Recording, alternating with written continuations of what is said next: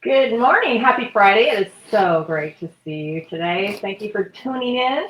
And I'm Mary Winters. You're watching Visionary Aging. I'm a gerontologist and the owner of About Senior Solutions, where we solve problems for older adults and their families all day long. We've been doing it for 14 years and welcome you on the show. Grab your coffee. I've got my tea today.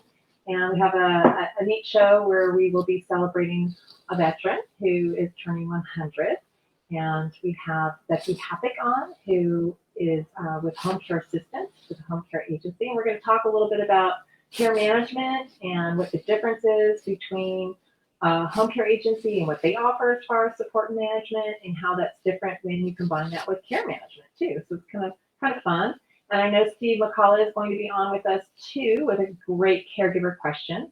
But the big thing here is that I really want you to understand how amazing your power is, how much power you have in planning your future and walking through your own process in aging.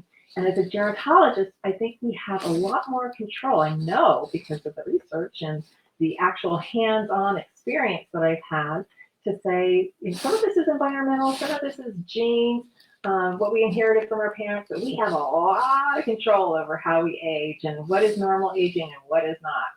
So let me go ahead and we're going to talk a little bit about our little 100-year-old today. Put a little twinkle in your wrinkle. He is a World War II veteran, as I mentioned, and he's from San Francisco. So let me go ahead and find some pictures for him. And go ahead and, oh, let's see. Oh, it's because I have the screen only on.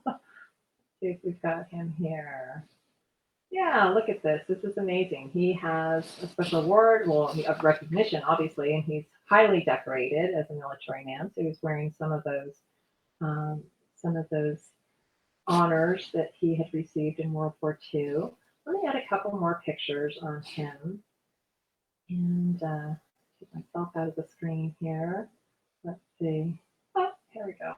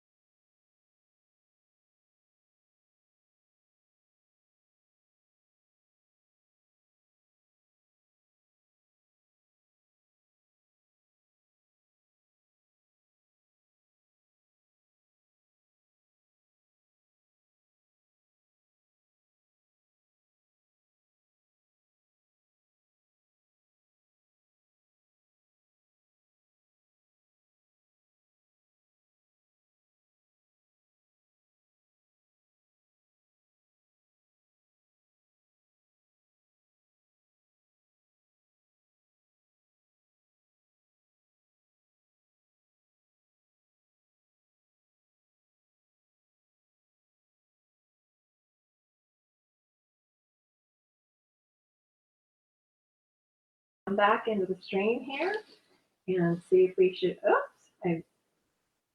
there we go. And I'm going to go ahead and see about adding Steve, see if his little intro video is here or not. I'm not seeing it today, so we're just going to go ahead and add him on. Let's see. Steve, are you there? Oh, see Steve. Oh, See me? Yeah, now Hello. I see you. How are you? All kinds of, I have so many powerful buttons here, and I don't know how to work I them. know. Your How gremlins are are you? working. Yeah, I'm how good. are you? Great. Good. So I heard you have a caregiver question, and kind of interesting and timely because we have a home care agency with us. I don't know if it's the same question, same kinds of things we'll talk about with Becky, but share what your question is today. Sure. So my question is, again, regarding home care, what's the best option? Do I go through an agency or do I go on my own to find home care? What's your recommendation? You know, it's so individual. I just think you need to know that at least in the state of California, when you hire somebody privately or on your own, you become that employer of record. So as long as you're prepared to hire that person and put them up with payroll, they're no longer 1099 situations in California, at least. Then I think it's fine. You just have to be aware of overtime. You want to make sure that you have the right insurance to cover you for being an employer. And we can always talk about that if you call our office. But agencies can be wonderful. They should be licensed and bonded, and the caregivers who are providing those care should also have a background with a license number. So you're just more protected, and but some people really feel very comfortable hiring somebody privately, and that is okay. Just want to be aware of any obstacles or anything that can create any kind of problems for you too. So a lot of good people out there that are Is there like a certification board, like a website you would go to check to make sure someone actually is licensed? Yeah, there's a state site, and you can go on and see if the agency's licensed and what kind of deficiencies they might have, and you can do the same thing with an actual caregiver as long as they're certified. I honestly can't remember if it's a certification or a licensure. I think it's a licensure at this point, but they're documented. They have number, and you can go back and check their record. And it's really stringent. It's really strict for a caregiver. Should be. It is, but at the same time, it's like you think about. Well, I mean, it should be just as tough for somebody handling all your money too. I think it's tougher for people who are caregivers actually. So, in any event, yes. Those Excellent. are protections for us. So, and then Becky's going to come on with us. So, should we? Have you ever met Becky? I don't know if you've met Becky before. I've not met her. I read her bio. She sounds amazing, like most of your guests. Yeah, all stellar people, just amazing people in this industry. So yeah, and Becky's no different. So let me go ahead and I'll introduce her. How's that? It's good. Have a great show. All right, thank you. Yeah, Becky, I have known Becky for many years actually, and she has been the manager of business development for Home Care Assistance for quite some years. And what she does is assist clients and their families with having an excellent experience for home care. She also supports them in care management and bringing in a team such as care management, like what we do, hospice, coordinating hospice, and looking at other additional services that somebody might need. She has a background in retirement communities as well, so she's really acclimated and very familiar within the senior industry and all aspects of that. They partner, Home Care Assistance has a partnership with Silverado Memory Communities and the Alzheimer's Association. She's a resource for any senior care services, and she is quite busy in her volunteer life as well, also supporting community services and things for seniors. She's currently the president of the USC Verdugo Hills Hospital Women's Council and serves on the foundation board. And Patient Family Advisory Council. In fact, she has some very intimate experiences with that and able to offer some very sound and supportive advice to them. She's also a member of the San Marino chapter of DAR, Fiduciary Roundtable of San Gabriel Valley, and the Financial Planning Association and PFAC Professional Advisory Council. So let me go ahead and we will bring Becky on now. Let's see if we have her here. Where is Becky? Let's see, Becky. There we go. And we'll have a picture now. Hey, how are you? Good morning, Mary. I'm well. How are you? Good to see you. You too. Thank you so much for getting up early and spending some time with us. And, it's interesting because I think it's kind of difficult for people to understand where care management fits in, whereas you really truly understand that and what the difference is with the management role and the support of home care. And you even have people in your company called care managers, which I think is really important. But let's talk a little bit about the different roles as far as what your care managers do. And let me also say that not all companies have a care manager. Many do, but not all do. Talk about what the role of your care manager is within home care assistance. Sure, be happy to. So our care managers within home care assistance, it's different. Because we're a concierge level home care, a national agency, we give ourselves different standards that we want to meet to be able to work with someone like yourself, a geriatric care manager, and we really appreciate it. So when we have a care manager, we have a whole team of people. She's one of the people that will interface with not only myself, with you and your team, but with the client's family. In your case, since you're the acting care manager, being the geriatric care manager, they will work directly with you. So they will give you constant updates if the caregiver is on the job, when she's working with the client and she sees some decline, some type of situation that she feels she needs to contact us immediately, then we'll do that. And then in turn, we connect with you. The care manager will connect with you. But I think a really important part of it too is the communication. Mm-hmm. It's all about communication. And we have to work as a team and be able to communicate. And that means not only with you, but you being able to communicate directly with the family, feeling comfortable that you can say, you can talk to Becky or her care management team at any time. Well, it's really important for me to know that my clients have the right fit. And so kind of above and beyond what your care managers do, it is that communication. And I think it's really important that they do connect with the families as well. And I think you do a lot within your care management role. And I think the bigger thing that where we step in the difference too is that we may advocate differently in the hospital where we need to really press something to happen, and that's not necessarily the role of home care agency. We may need to get a second opinion, offer resources or a variety of different technologies, say. And it's a lot of problem solving and creating that bigger plan that you work with us on to follow. And then we add that extra, it's not sticky, but we just have these kind of maybe pain in the neck to some people, these extra layers that we request of you so that a fine home care agency will step up to the plate and do those things. And your care managers make sure that information gets to me, that it's very specific.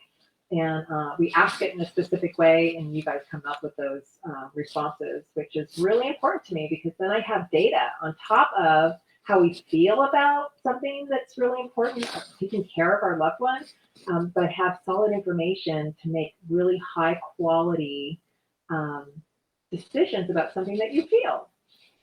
So I think we're taking really great care of our seniors that way.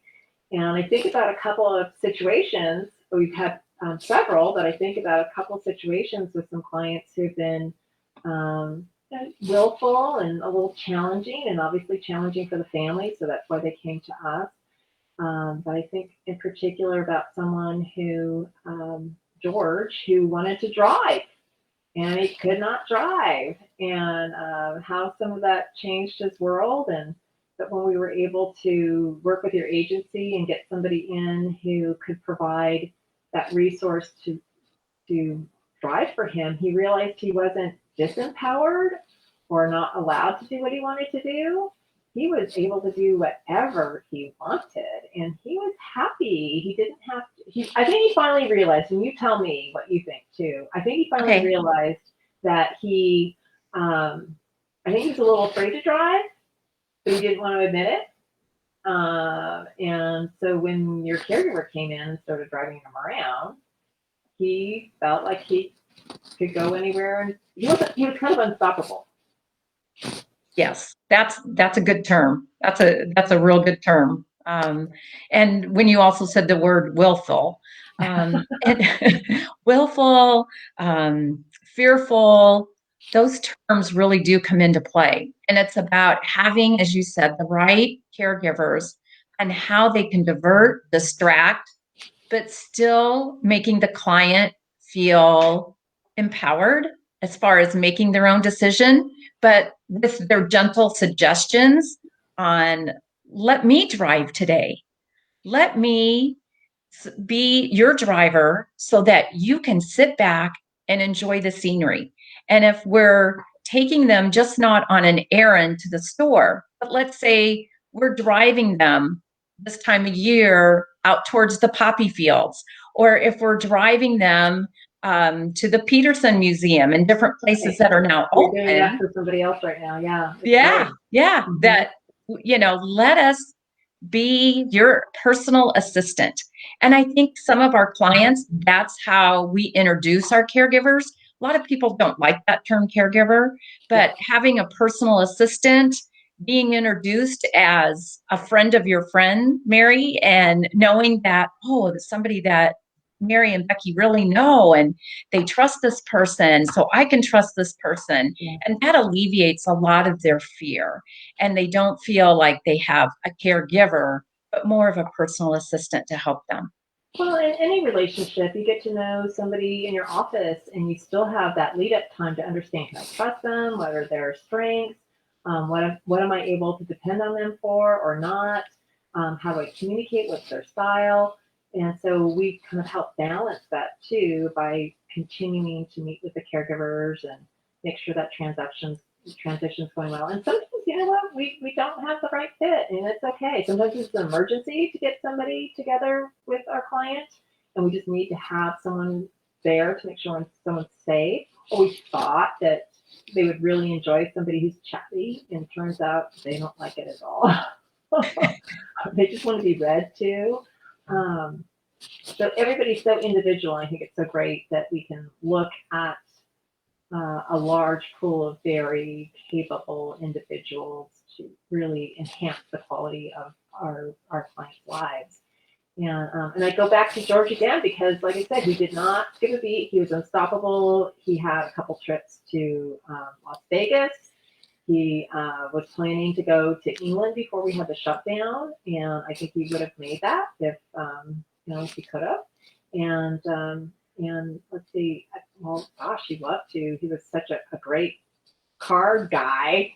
How many times did he go to his regular casinos and things that are local too? And he just loved it. So he got dropped off, and in his situation, he didn't have to have anybody hovering over his shoulder. And then what was also really neat, Becky, was afterwards, when his wife started declining, she felt comfortable with that person. So she would not have any care in the house prior, but it was, George had somebody who's like, okay, and the person's around. She started to really become okay because of that familiar relationship, become okay with receiving help in the house. And as we know, she had help 24/7 as she became more ill and was on hospice. But what a great thing that she was willing to accept that. It was great that she was finally, and it's all about our dignity. we want to keep our dignity, but we still want to live in our own home and we want to be safe. And we don't want to admit that we need help. And someone personally who I have needed a caregiver in 1 second when I had a bad injury and understand the full process of what it means. I've been on both sides now, what it means to give up my independence, to have someone help shower me, to have someone help fix meals for me because I wasn't able to stand. I couldn't do that. With a lot of our clients, like themselves, that physical therapy comes to the house for a lot of our clients that we work with. Yeah. And what that means, and to have the caregivers encourage them every day to do these exercises, because our goal is to help them be as independent physically and mentally as possible and still remain in their home. Because 9 out of 10 people, if you ask them, want to stay at home. And especially during the pandemic, it was wonderful that they always had a familiar face there with them every day during the pandemic. I think that was important too during our times, especially with clients, that we're talking about. Clients either before the pandemic, after the pandemic. Families were so grateful and thankful for that. Well, we have a rather interesting story too when we had a gentleman who was clearly having some memory issues during the pandemic and obviously didn't realize himself that he had an issue. And I'm not really sure about the girlfriend. I kind of still wonder if maybe she had some issues too. But she sent him on his merry way to go stay in a hotel because he was going to go visit his family. So they had this brilliant idea that he should go stay in a hotel for a while.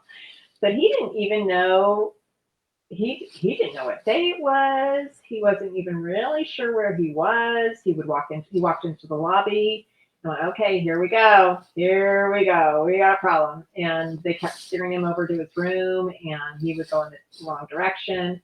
So we realized that as long as he was going to do what he was going to do, we had to find a little cushion for him to gently fall or make sure that if he left, he knew where he was going back to his location, which was also very silly because she sent him on his way, but he would come back at night. I don't understand the logic in it, but sometimes when we have cognitive loss, it's not logical. There is no logic. You're right. But And you guys came in to save the day. Tell a little bit about what your caregiver did. I mean, it was amazing.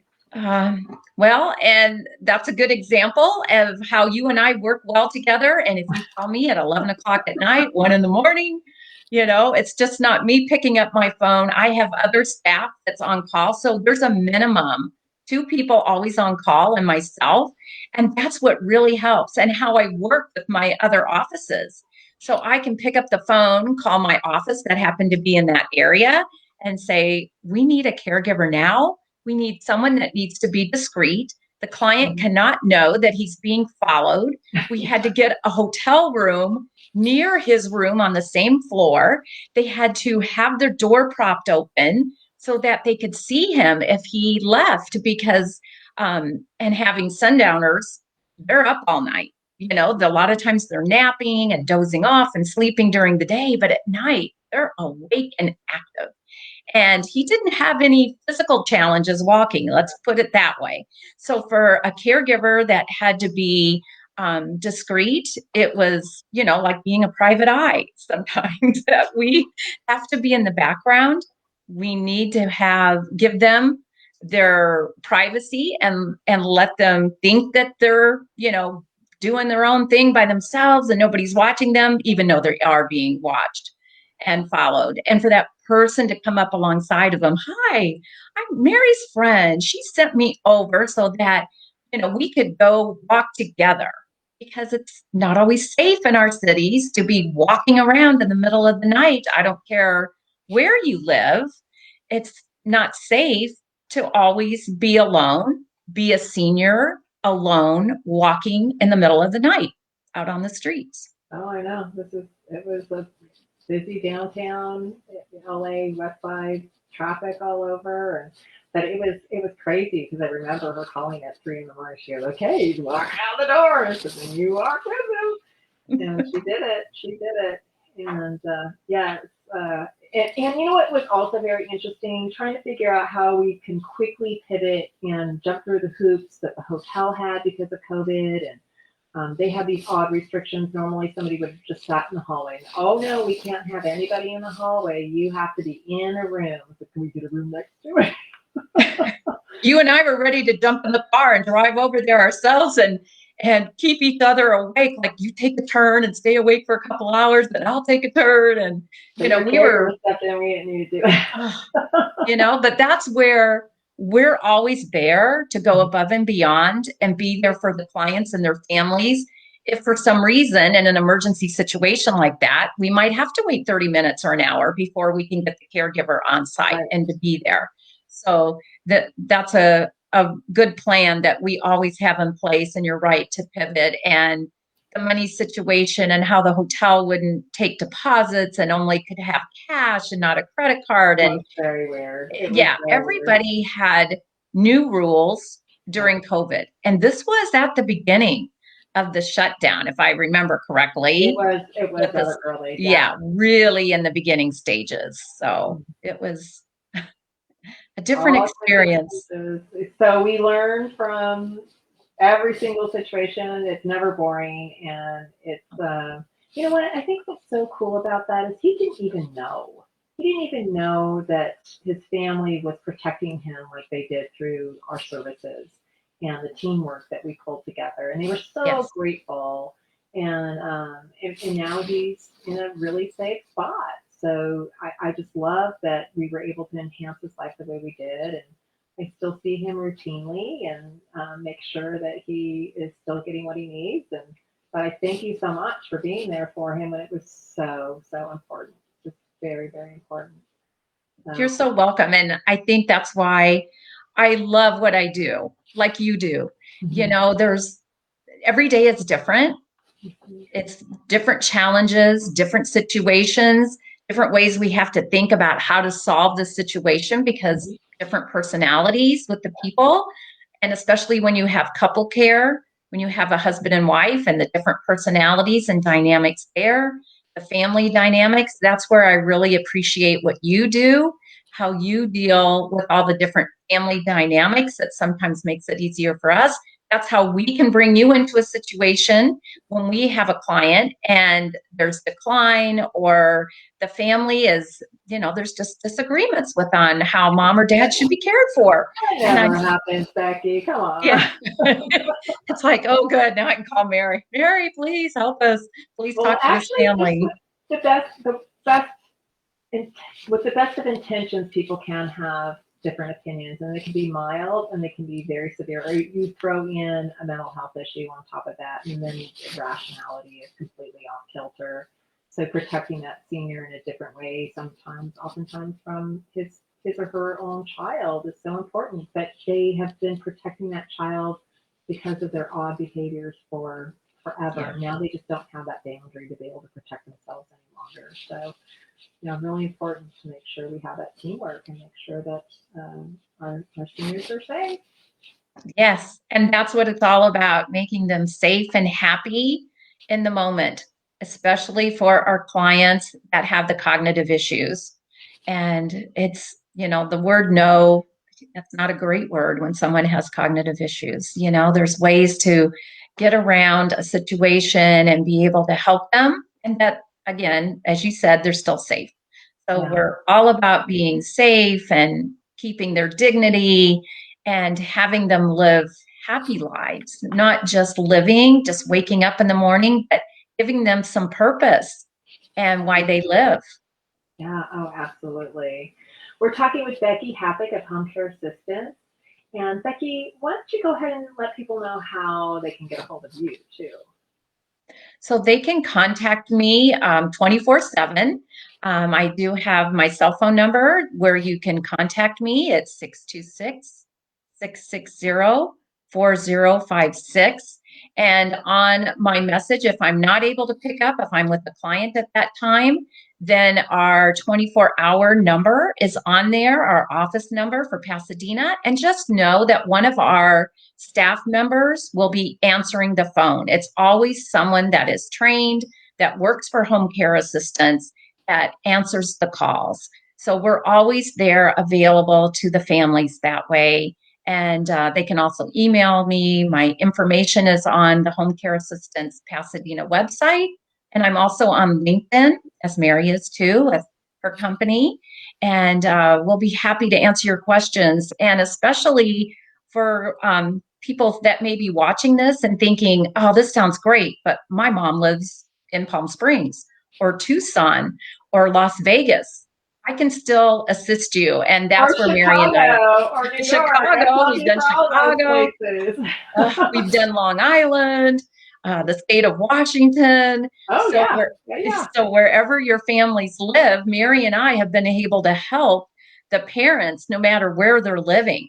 So that's why I love being able to coordinate with you care in different cities and states that we're able to do that. Tell me your number once again. It's 626. Oh, hold on. I'm putting this downstairs. Downstairs. I'm putting it on the scroll as we talk. So, okay, go ahead. 626. Okay, 626 660 4056. And that's my personal cell phone number, work phone, cell phone number. 660. I'm typing out glasses, Becky. One more time. Okay, I get it. 626 660 4056. Okay, I think I got it right. Because it doesn't always happen. Oh, look, I think I got it right. 4056. You did. Yay. All right. Well, you know how to get a hold of Becky if you need outstanding home care. And if you want us involved or you're already one of our clients, you may have Becky as a home care agency, or you may have started with Becky as a home care agency. So we're really fortunate and pleased to always have the best interest of our clients and in working with you. So thank you so much and have a great weekend, Becky. Thank you, Mary, and you too. Thank you, and thank you for having me here so we could describe what our service is about and most of all, how we can help those that we love. Thank you. Absolutely. Have a great weekend. Thanks. Okay, bye. Oh, I just love working with Becky and love working with our seniors with her too. Let me bring Steve back. And if you want to think, oh, Hello. hey, hello. How are you? I'm good. That was a great interview. Oh, You guys have a lot of shared experiences. We do. And I have to say that some of the most challenging client matters that I've had, her company, she has been involved in many of those because they do such a great job. And so we rely on good people to do good work. So Yeah, I was really impressed to hear that they have people 24/7 answering phones and going to calls and stuff. That's if I was looking for that kind of service for my parents, I would be very comforted by that. yeah, and sometimes if we need to be there urgently for a client, I just call one of the managers that she has on with one of my clients, and she's closer. We can get there faster depending on the time of day, where we are in location, and we figure those things out, make sure we're there. So yeah, you know what else too? We're going to have a new segment coming up. A new what? A new segment. We're going to have a new segment coming. We do. Yeah. I didn't hear that in our board meeting. Yeah, so Steve Goodwin, who is with Visual Images Hollywood, otherwise known as the drummer boy or the G-Man. He was a professional musician back in England during the punk era, and he has a ton of stories to share about rock and roll and the groups that he worked with or engaged with and they're friends with. And he is going to come on and do a regular segment for us. We're trying to get him once a week, but I'm not sure if we're going to be able to tug that in. Right. But I think the other thing that you're going to hear is, we're all aging, whether we're older rock and roll celebrities or not. And so it's going to be fun to hear from him about some of those updates and his life experiences. And it's really kind of fun to listen to. So it's a new fun segment that we'll have. Excellent. Looking forward to it. Yeah. Any plans for the weekend? getting outdoors. It's supposed to be nice. So I'm hoping to get outdoors and maybe do some hiking, maybe do a little running. How about you? Well, I have a lecture that I'm doing on successful aging, so I'm excited about that. And one thing I do want to share is that because we've been in this horrible pandemic for so long, our brains are reacting like first responders on high stress constantly, and the glutamine in our brain is, I think, being just drained. So I've been looking at different vitamins and nutritionals to support changing that and getting us back into full brain capacity and pulling us away from that brain fog. So I'll share some of that maybe next week too. It's going to be interesting when people start going back to their offices and just getting out, and how people are going to react to that after being so used to just not having people around, right? Yeah, there's a lot. In fact, we're having a huge effort to look at the situation, this particular situation and the risk factor with each of our clients, and see what we need to do to add more in their world where they are, or to take them back out into the world, because there's so much fear. We're having to really relook at that and support people in re-socializing again. So it's so important. I think they say it's like smoking like 5 packs of cigarettes a day if you're not socializing. That's how detrimental it is to your health to not socialize. So it's going to be my primary focus over the next 6 months or better, to get everybody back in gear faster than 6 months, but that will be a huge focus of mine. Yeah, it's gonna be a challenge. Yeah. Exciting. All right. Well, have a great weekend. Thanks for coming. You too. On. Good luck with your lecture. All right. Let me see if I can find our little goodbye song here. Hold on.